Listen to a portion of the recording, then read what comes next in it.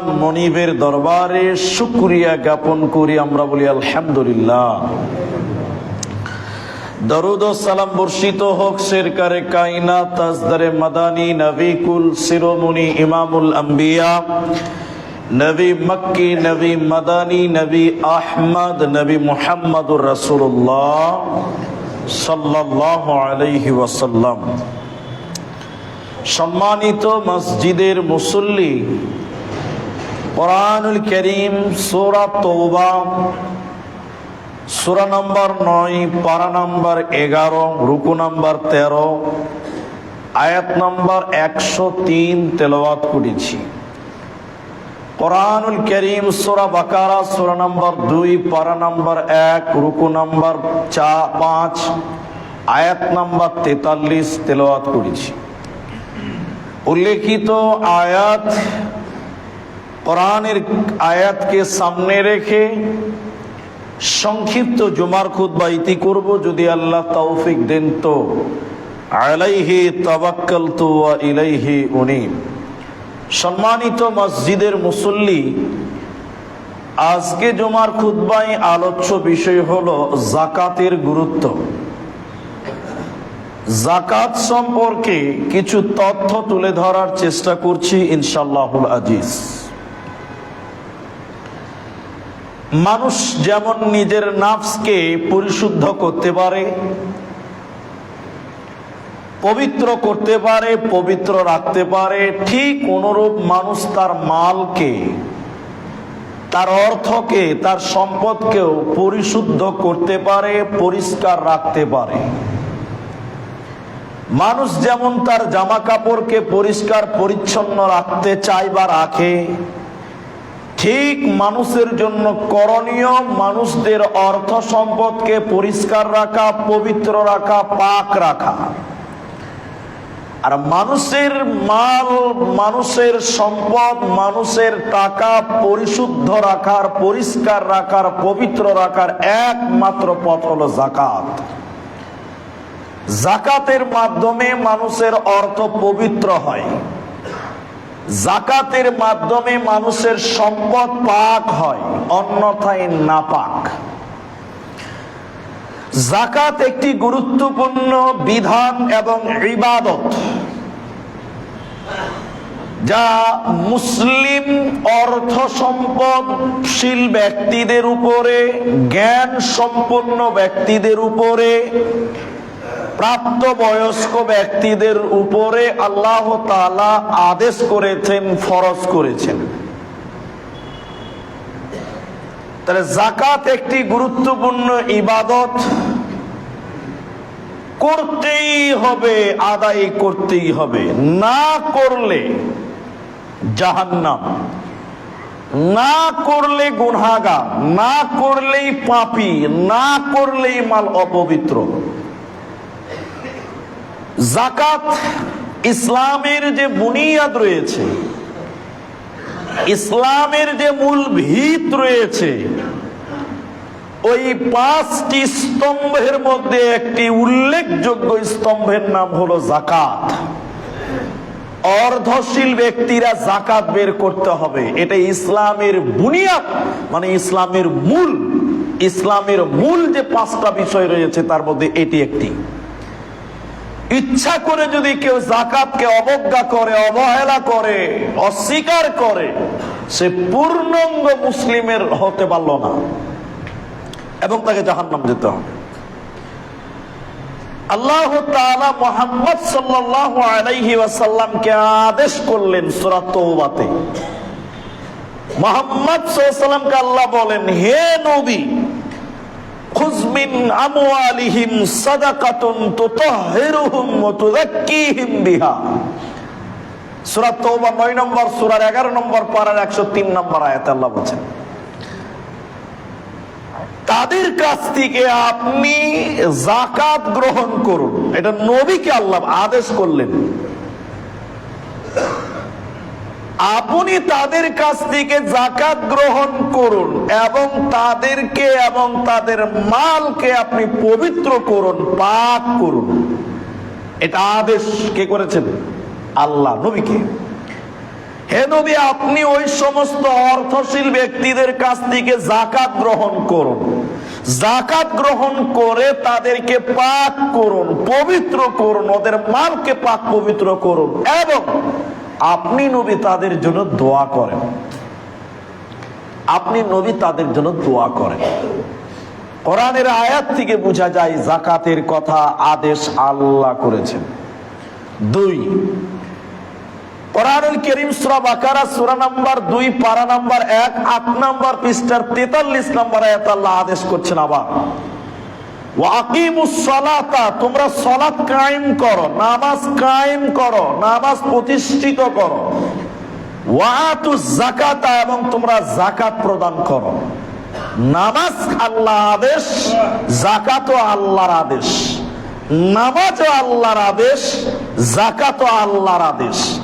নামাজ ছেড়ে দিলে গুনাহ হয়, যাকাত ছেড়ে দিলেও গুনাহ হয়। নামাজ ছাড়লে জাহান্নাম, যাকাত ছেড়ে দিলেও জাহান্নাম। আল্লাহর আদেশ। তাহলে আল্লাহ নামাজের পরে পরে বললেন ওয়াতুজ যাকাতা, তোমরা যাকাত প্রদান করো। তাহলে যাকাত ফরজ, যাকাতের আদেশ আল্লাহ করেছেন, যাকাতের কথা কোরআনে আল্লাহ বলেছেন। আব্দুল্লাহ ইবনে আব্বাস রাদিয়াল্লাহু তাআলা আনহু থেকে বর্ণিত, তিনি বলেন রাসূল সাল্লাল্লাহু আলাইহি ওয়াসাল্লাম মুআজ বিন জাবালকে পাঠালেন ইয়ামান দেশে। নবীজি বললেন, হে মুআজ, তারা সবাই ইহুদি, তুমি তাদের কাছে যাচ্ছ, তাদেরকে যে প্রথমে বলো ফাদউ মিনাশ শাহাদাতি আল্লাহ ইলাহা ইল্লাল্লাহ, আল্লাহ ছাড়া কোনো মাবুদ নাই। এই দাওয়াত তাদেরকে দাও। কেন? তারা সবাই ইহুদি, কেউ মুসলমান না। তুমি প্রথমে তাদেরকে কালেমার দাওয়াত দাও।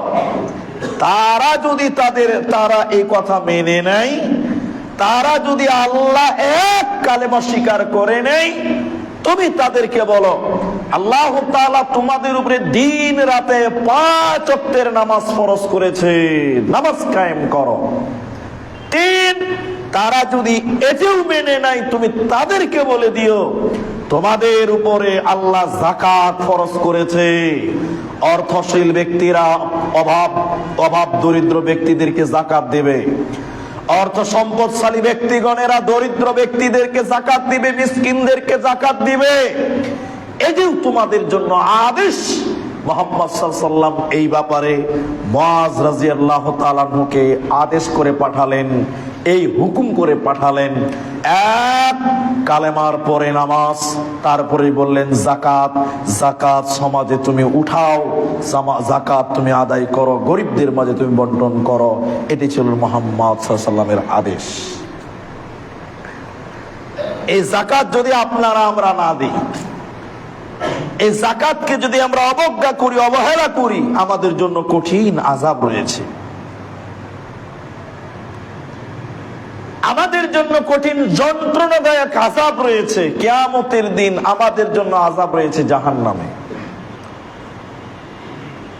আবু হুরায়রা রাদিয়াল্লাহু তাআলা আনহু থেকে বর্ণিত, তিনি বলেন রাসূল সাল্লাল্লাহু আলাইহি ওয়াসাল্লাম বলেছেন, প্রত্যেক সোনা রূপা মালিক যারা, ওই সোনা এবং রূপা অর্থাৎ চাঁদির যদি তারা যাকাত বের না করে,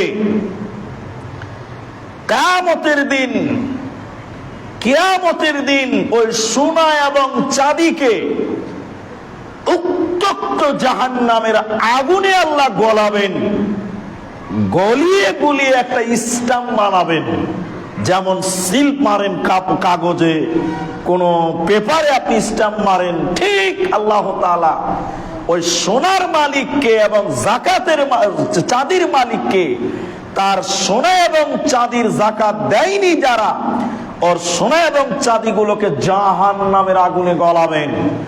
উত্তপ্ত গরম করার পর ওই গলিত সোনা এবং চাঁদি দিয়ে মানুষের কপালে, মানুষের পাঞ্জরে, মানুষের পিঠে আল্লাহ স্টাম্প মারবে। এভাবে মারতেই থাকবে, মারতেই থাকবে।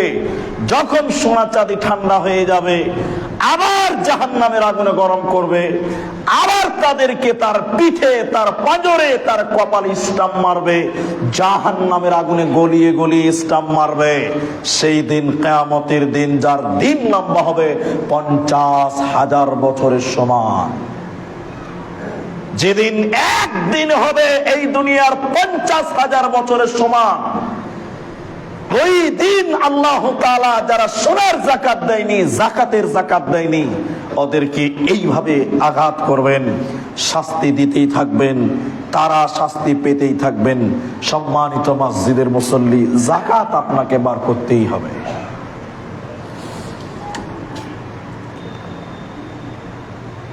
আবু হুরায়রা রাদিয়াল্লাহু তাআলা আনহু থেকে বর্ণিত, তিনি বলেন, রাসূল সাল্লাল্লাহু আলাইহি ওয়াসাল্লাম বলেছেন, যাকে আল্লাহ তাআলা অর্থ দিয়েছেন, মাল দিয়েছেন, সম্পদ দিয়েছেন, আর সেই মালের যদি সে পবিত্র না করে, যাকাত বের না করে, কিয়ামতের দিন টাক বিশিষ্ট সাপ তার সামনে আনা হবে। যেই সাপের চোখের উপরে কালো কালো দুটি দাগ থাকবে, বিষাক্ত সাপ তাকে তার সামনে আনা হবে, এবং সেই সাপগুলি ওই ব্যক্তির গলাতে ঝুলিয়ে দিবে।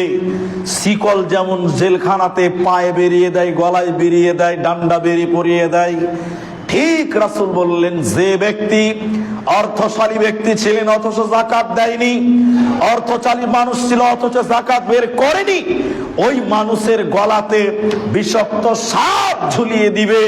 যেই সাপের চোখের উপরে কালো কালো দাগ থাকবে, ওই সাপ যখন তার গলায় ঝুলে যাবে, ওই সাপ তার দুই গালে সবল মারবে, কামড়াবে। বিষাক্ত সাপ তার গালে কামড়াবে আর বলবে, এই এই, আমি কে তুমি কি জানো? আমি কে তুমি কি জানো? আমি কে তুমি কি জানো? আমি তোমাকে কামড়াচ্ছি কেন? সে বলবে, তুমি কে? সে বলবে, আমি তোমার সেই সম্পদ যে সম্পদের যাকাত দেওয়া হয়নি, আমি তোমার সেই মাল যেই মালের যাকাত দেওয়া হয়নি। এখান থেকে আপনি একটু স্টপ হন। এবার যাকাত কে দিবে? কত টাকার মালিক হলে যাকাত দিবেন? কতটা টাকা আপনার কাছে থাকলে আপনি যাকাত দিবেন? যাকাতের নিসাব কত? নিসাব মানে হিসাব। কত টাকার মালিক হলে আপনি যাকাত দেবেন? রাসূল সাল্লাল্লাহু আলাইহি ওয়াসাল্লাম যাকাতের নিসাব দুই প্রকার বলেছেন। এক, সোনা; দুই, চাঁদি, রূপা। তবে সে জামানায় সোনা চাঁদির ডিফারেন্স এত ছিল না, এই জামানায় যত ডিফারেন্স হয়েছে। 1,60,000 আর চলে এসেছে ভরি কত? 3500 টাকা। এত ডিফারেন্স ছিল না।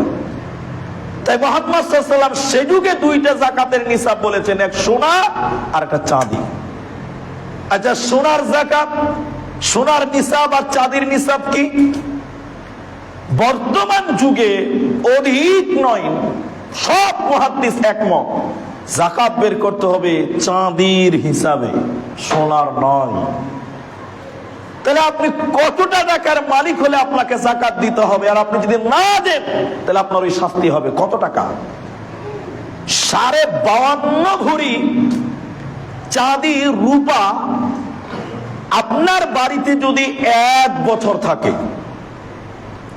1 বছর, তাহলে আপনার উপরে যাকাত ফরজ শতকরা 2.5 টাকা। 1 লাখে 2500 টাকা, 40 ভাগের 1 ভাগ।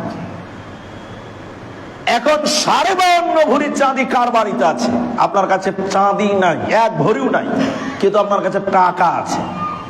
আপনার কাছে যথেষ্ট টাকা আছে, পর্যাপ্ত পরিমাণ টাকা আছে। আপনি তাহলে আপনি কি করবেন? আপনাকে কি যাকাত দিতে হবে না? যাকাত দিতে হবে। তখন আপনাকে হিসাব করতে হবে যে 52.5 ভরি চাঁদি এর দাম কত, এর বাজার মূল্য কত। এখন আপনি এটাকে হিসাব করে দেখেন, যদি দেখেন যে 52.5 ভরি চাঁদির দাম, 1 ভরি চাঁদির দাম যদি হয় আপনার 3500 টাকা, তাহলে 52 ভরির দাম চলে আসবে 1,82,000 টাকা। 1,82,000 টাকা। আর 1250 টাকা ভাগ করেন, তাহলে আর 1700 টাকা আপনি যোগ করে নেন, তাহলে 1,83,700 টাকা সামথিং কম বেশি। যদি 3500 টাকা ভরি হয় চাঁদির দাম যদি বাজারে 3500 টাকা হয়, তাহলে আপনাকে হিসাব করতে হবে, তাহলে 1,83,750 টাকা, 1,83,750 টাকা যদি কারো কাছে 1 বছর মজুদ হয়ে যায়, ওর উপরে জাকাত ফরজ। 100 টাকায় 2.5 টাকা, 1 লাখে 2,500 টাকা, 40 ভাগের 1 ভাগ আপনাকে শতকরা 2.5 টাকা আপনাকে জাকাত দিতে হবে। তাহলে 52 ভরি চাঁদির দাম বর্তমান দিনে যদি হয় 1,83,750 টাকা, যদি কারো কাছে 1 বছর থাকে, তার উপরে জাকাত ফরজ। এর উপরে যত হবে ওই পার্সেন্ট হিসেবে মার করতে হবে, শতকরা 2.5 টাকা, 40 ভাগের 1 ভাগ আপনাকে জাকাত বের করতে হবে। এর চাইতে যদি কম হয়ে যায় তাহলে আপনার উপরে জাকাত ফরজ নাই। এর চেয়ে যদি কম টাকা হয় তাহলে আপনার উপরে জাকাত ফরজ নয়। এক কথায় 52.5 ভরি চাঁদির যে মূল্য, তার চেয়ে যদি টাকা কম থাকে আপনার উপরে, তাহলে আপনার উপরে জাকাত ফরজ না। তখন আপনার মন মতো আপনি দান করবেন, এমনি দান করবেন, সাদকা করবেন, তখন আর আপনার জাকাত ফরজ না। তাহলে জাকাত ফরজের বর্তমান নিম্নমানের হিসাব হলো 52.5 ভরি চাঁদির মূল্য অথবা চাঁদি। এখন টাকাও গেল, চাঁদিও গেল, কথাকে বুঝতে পারলেন? এক হলো চাঁদি নাই, টাকা আছে, টাকা, দুটা বুঝাতে পারলাম। এবার চলেন গচ্ছিত সম্পদ, যেগুলো ব্যবসার জন্য গুছিয়ে রেখেছেন। আপনি দোকানদার, আপনার দোকানে 5 লাখ টাকার মাল আছে, ওই মালের জাকাত দিতে হবে। ওটা ব্যবসা, ওই জন্য জাকাত দিতে হবে। আপনি গাড়ির ব্যবসা করেন, আপনার গোডাউনে এখন 4টা বড় বড় গাড়ি আছে, এক একটা গাড়ির দাম হচ্ছে 20 লাখ টাকা, জাকাত দিতে হবে, ওটা ব্যবসা। আপনি প্লটিং এর ব্যবসা করেন, প্লটের জমি জমার ব্যবসা করেন, জমি জায়গার জমি যদি আপনি ভোগ করার জন্য কিনেন তাহলে আপনার জাকাত নাই। কিন্তু আপনি জমি যদি ব্যবসার জন্য কিনেন, যে এটা কিনেছি লাভ হলে বিক্রি করে দিব, ব্যবসা যাকে বলে ব্যবসা, ওই জমির দাম আপনাকে হিসাব করতে হবে, শতকরা 2.5 টাকা জাকাত দিতে হবে। কথা বুঝাতে পারলাম? তাহলে ব্যবসার জন্য যে মাল আপনার গোডাউন স্টক আছে, দোকানে স্টক আছে, আপনার কাপড়ের দোকানে, আপনার দোকানে কত টাকার কাপড় আছে আপনাকে হিসাব করতে হবে বছরে একবার, ওই টাকার জাকাত দিতে হবে। তবে 1 বছর পূর্ণ হতে হবে। সর্বনিম্ন কত টাকার মাল থাকতে হবে? 1,83,750 টাকা সর্বনিম্ন। এর তলে হলে আর জাকাত নাই, তখন দান ইচ্ছা মতো। এর উপরে যাই হোক না কেন, ওইটা হলেও ওখান থেকে শুরু, যা হবে শতকরা 2.5 টাকা, 2.5% আপনাকে দিতে হবে, 40 ভাগের 1 ভাগ জাকাত আপনাকে দিতে হবে। না দিলে আপনি জাহান্নামে যাবেন, না দিলে শাস্তি ভোগ করতে হবে। চলেন এরপরে, তাহলে আমরা জাকাতের নিসাবটা আশা করি সবাই কম বেশি বুঝতে পারলাম, যে কত টাকার মালিক হলে জাকাত দিতে হবে। এখন আপনি চিন্তা ভাবনা করে দেখেন তো, আপনি কি জাকাতে দিতে পারবেন কিনা। যদি আপনি জাকাত দিতে পারেন, তওবা করেন, আজ থেকে তওবা করেন, হিসাব করে জাকাত বের করেন, প্রত্যেক বছর হিসাব করে জাকাত বের করবেন। এখন প্রশ্ন আরেকটি মাসলা আপনাদের স্পষ্ট করি, টাকা নাই, আপনার চাঁদি আছে, সোনাও আছে, তো চাঁদিও 52.5 ভরি নাই, সোনাও 7.5 ভরি নাই। ধরেন সোনা আছে 3 ভরি, চাঁদি আছে 10 ভরি, কোনোটাই পরিপূর্ণ হচ্ছে না। মুহাদ্দিসগণ বলছে না, ওইভাবে করতে হবে না, এই দুটোর মূল্য যোগ করো, তখন দুটোর যোগ করে জাকাত দিতে হবে। 2 ভরি সোনা থাকলে জাকাত খরচ হয়ে যাবে। 1 ভরির দাম যদি 1,60,000 টাকা হয়, 1.5 ভরি হলেই তো বেশি। তখন জাকাতের নিসাব বের করবেন চাঁদি দিয়ে, কারণ সোনা চাঁদের ডিফারেন্স আসমান জমিন হয়ে গেছে, অনেক পার্থক্য রয়েছে। সম্মানিত মসজিদের মুসল্লি, তাহলে জাকাত একটি গুরুত্বপূর্ণ বিধান, যা আপনাদেরকে আমাদেরকে মেনে চলতে হবে। জাকাত আপনাকে আমাকে না মানলে, আমরা যদি মেনে না নিই, তাহলে আমাদের মাল অপবিত্র থাকে, আমাদের মাল নোংরা থেকে যায়। সম্মানিত মসজিদের মুসল্লি, আবু হুরায়রা রাদিয়াল্লাহু তাআলা আনহু থেকে বর্ণিত, তিনি বলেন, রাসূল সাল্লাল্লাহু আলাইহি ওয়াসাল্লাম বলেছেন, তোমাদের কারো সংরক্ষিত মালের যদি তোমরা জাকাত না দাও, তোমাদের কারো মাল আছে, অনেক আছে, কিন্তু তোমরা যাকাত দিচ্ছ না। তোমাদের এই মালগুলো কিয়ামতের দিন সাপ হবে, এটা বলেছি, আরো আছে, একটু আগেই বলছি। ওই সাপগুলো তোমাকে কামড়াবার জন্য দৌড়ে বেড়াবে, সবল মারার জন্য দৌড়ে বেড়াবে। অতক্ষণ পর্যন্ত তোমার পেছন ছাড়বে না যতক্ষণ পর্যন্ত তার মুখে তোমার হাত ভরে না দেবে। তার মানে সাপের মুখে তোমার হাত ভরে দিতে হবে। যে হাত যাকাত বের করেনি, ওই হাত সাপের মুখে ভরা না অবধি সাপ আপনাকে পেছনে ছাড়বে না, আপনাকে দৌড়ে দৌড়ে দৌড়ে দৌড়ে কিয়ামতের দিন তাড়িয়ে তাড়িয়ে নিয়ে বেড়াবে। কোনো উপায় নেই, বাঁচার কোনো পথ নেই। যাকাতের গুরুত্ব কত! রাসূল সাল্লাল্লাহু আলাইহি ওয়াসাল্লাম যখন ইন্তেকাল করলেন, রাসূল সাল্লাল্লাহু আলাইহি ওয়াসাল্লাম যখন মারা গেলেন, পৃথিবী থেকে চলে গেলেন, আবু বকর, ওমর, উসমান, বিভিন্ন ব্যক্তি বিভিন্ন জায়গায়, কেউ মাঠে রয়েছে বিভিন্ন কাজে। খবর হয়ে গেল রাসূল সাল্লাল্লাহু আলাইহি ওয়াসাল্লাম আর পৃথিবীতে বেঁচে নাই। কেউ তো বিশ্বাসই করতে পারে না, কেউ কেউ মানতেই পারেনি, যেমন হযরত ওমর মানতেই পারেনি। ওমর চলে এলো, যে বলবে মুহাম্মদ সাল্লাল্লাহু আলাইহি ওয়াসাল্লাম মারা গেছে তার গর্দান আমি কেটে নিব, যে বলবে নবী মারা গেছে তাকে আমি জবাই করে দিব। বিশ্বাসই করতে পারে না যে নবী মারা গেছে। বেশ, বাড়ির ভিতরে নবীজি দেহ রয়েছে, দেহ মোবারক রয়েছে, সাহাবীরা হুলুস তুলুস করছে, কেউ বিশ্বাস করছে না, কেউ বিশ্বাস করছে, সবাই ঢুকতে পারছে না। হযরতে আবু বকর সিদ্দিক রাদিয়াল্লাহু তাআলা আনহু এলেন, ঢুকলেন হুজরাতে, বাড়িতে প্রবেশ করলেন।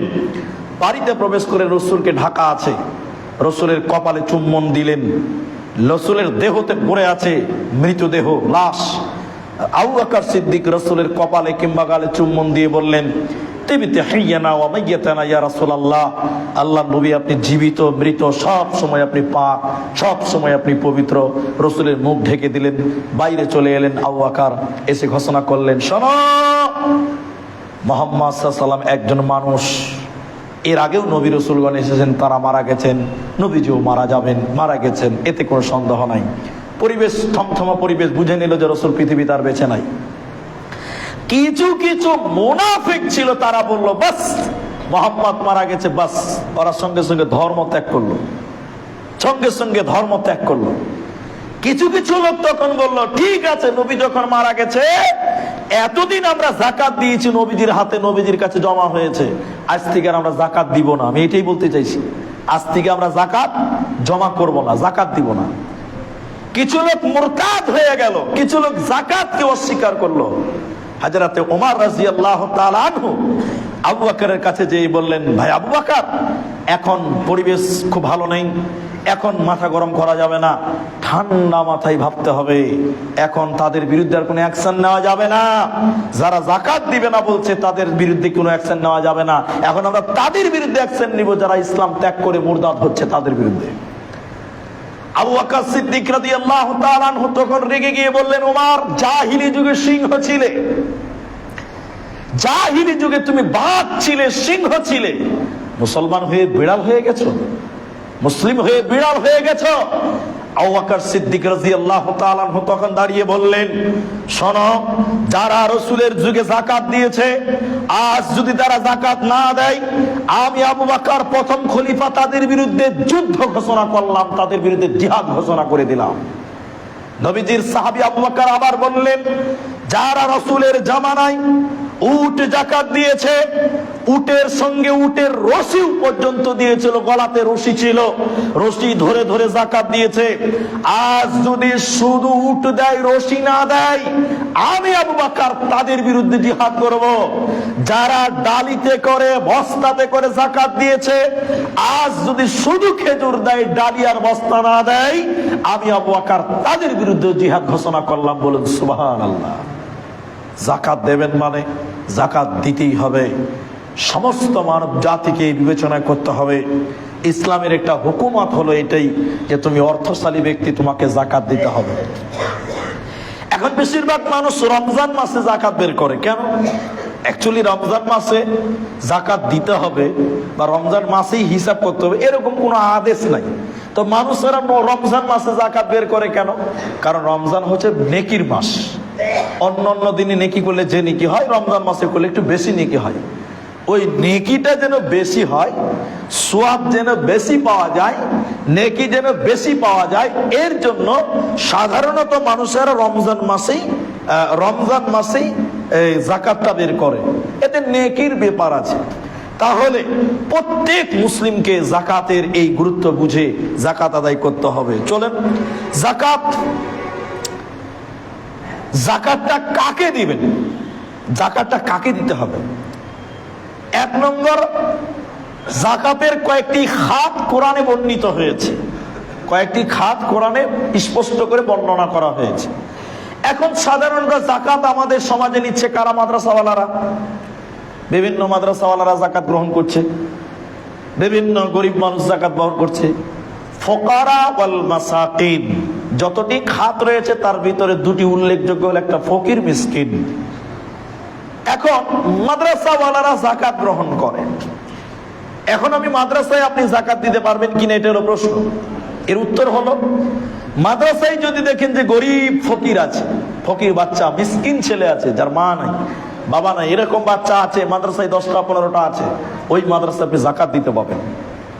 আর যদি দেখেন যে না, মাদ্রাসা আলহামদুলিল্লাহ বাচ্চাদের কাছ থেকে টাকা নিয়ে মাদ্রাসা চালাচ্ছে, বোর্ডিং চলছে বাচ্চাদের টাকাতে, মান্থলি বেতন নেওয়া হচ্ছে, গরিবের বাচ্চা নাই, সব বড় লোকের বাচ্চারা পড়াশোনা করছে, মানে গার্জেন টাকা দেয়, মানে বড় লোক, ওই মাদ্রাসায় আপনি যাকাত দেবেন না, ওই মাদ্রাসায় যাকাত দিতে পারবেন না। এই জন্য যেই চাইবে তাকেই দিবেন এরকম হিসাব নাই, বিবেচনা আপনার কি করতে হবে। কারণ এখন যাকাত আর জমা হচ্ছে না, এখন যাকাত আপনাকে নিজে নিজে বন্টন করতে হবে। তাহলে যারা প্রভাবশালী ব্যক্তি, অর্থশীল ব্যক্তি, সম্মানিত মসজিদের মুসল্লি, সম্মানিত ভাইয়েরা, বাবাজি বোনেরা, আপনি যাকাত দেবেন, আপনিও সচেতন হন। সব মাদ্রাসাকে দেওয়া যাবে না। আমি বলিনি যে মাদ্রাসা সবাইকে দিতে পারবেন না, দিতে পাবেন। ওই মাদ্রাসাতে, যে মাদ্রাসায় এতিম বাচ্চা আছে, মিসকিন বাচ্চা আছে, ওই মাদ্রাসায় আপনি যাকাত দেবেন, ওই মাদ্রাসায়। কেন? এখন আমি বলছি, যাকাত হলো মানুষের ময়লা। যাকাতটা কি বললাম? মানুষের ময়লা। এবার আল্লাহ আপনাকে যথেষ্ট সুখে রেখেছে, ভালো রেখেছে। আমার কাছে কিছু যাকাত আছে, আপনাকে বলছি ভাই আমার কাছে বেশি নাই, মাত্র 500 টাকা যাকাত আছে, নেন না, আপনি খাবেন। আপনি বলছেন ছি ছি ছি ছি ছি ছি, ভিক্ষা করবো তাও ভালো, যাকাত খাবো না, লেবারি খাবো তাও ভালো, যাকাত খাবো না। যাকাত হলো মানুষের ময়লা। বাহ, আপনি যাকাত খাবেন না, খুব ভালো। তো আপনার ছেলেটা যে মাদ্রাসায় পড়ছে, ও যে যাকাত খাচ্ছে, তা আপনি বিবেচনা করবেন না? তাহলে আপনার বাচ্চা যে মাদ্রাসায় পড়ে, ওই ছেলেটা যে যাকাত খাচ্ছে, কারণ ওই মাদ্রাসার শিক্ষকেরা যাকাত তুলে আনছে, কার পেছনে খরচ করছে? আপনার ছেলের পেছনে। তাহলে আপনি যদি ভালো বাবা হন, ভালো গার্জেন হন, সঙ্গে সঙ্গে তওবা করে বলবেন, কেসে মাদ্রাসায় বাৎসরিক খরচ কত আছে? 5 লাখ টাকা। ছাত্র কত আছে? 50টা। আমার ছেলের ভাগে কতটি? 5000, 2000, 2500। সঙ্গে সঙ্গে 2500 টাকা খটখট খটখট করে গুনে দিবেন। আমার ছেলে যাকাত খাবে না, কারণ আমার জন্য যাকাত খাওয়া বৈধ নয়, আমার ছেলের জন্য যাকাত খাওয়া বৈধ নয়। এখন প্রতিবেশী যদি গরিব হয়, তাহলে আপনি প্রতিবেশীকে যাকাত দেন। গরিব বলতে প্রতিবেশীর এমন কেউ আছে ভিক্ষা করে, মিসকিন, একদম দরিদ্র, আপনি তাকে যাকাত দিবেন। ডবল নেকি হবে, ডবল নেকি হবে। আপনাদের প্রতিবেশী যদি কেউ এইরকম অবস্থায় থাকে, একদম ক্ষীণ, একদম দুর্বল, আপনি তাকে যাকাত দিতে পারেন, বেশি নেকি পাবেন। প্রতিবেশীর হক এবং আপনি যাকাত দিলেন, এর হক, তাহলে ডবল নেকি পাবেন আপনি। এই জন্য যাকাত যারা দিবেন তাদেরকেও বিবেচনা করতে হবে, যাকাত যারা গ্রহণ করবেন তারাও বিবেচনা করবেন যে আপনি কি যাকাত আদৌ খাওয়ার উপযোগী না, উপযোগী কিনা। আর আপনি যা যাকাত দিচ্ছেন আপনিও বিবেচনা করে দেখেন, যাকে আপনি যাকাত দিচ্ছেন সে যাকাত খাওয়ার উপযোগী কিনা বিবেচনা করবেন। আপনার যাকাত দিয়ে যেন গরিবের ঈদটা ভালো হয়, আপনার যাকাত দিয়ে গরিবের সংসার যেন ভালোভাবে চলে, গরিবের উন্নয়নের জন্য, গরিব মুক্ত রাখার জন্য, গরিবদের সহযোগিতার জন্য, মিসকিনদের সহযোগিতার জন্য, ভিখারীদের সহযোগিতার জন্য এই যাকাত নামে ফান্ড ইসলামে মুহাম্মদ সাল্লাল্লাহু আলাইহি ওয়াসাল্লাম চালু করেছেন। আল্লাহ তাআলা আমাদের যাকাতের গুরুত্ব বুঝে আমল করার তৌফিক দান করুন, বলুন আমিন।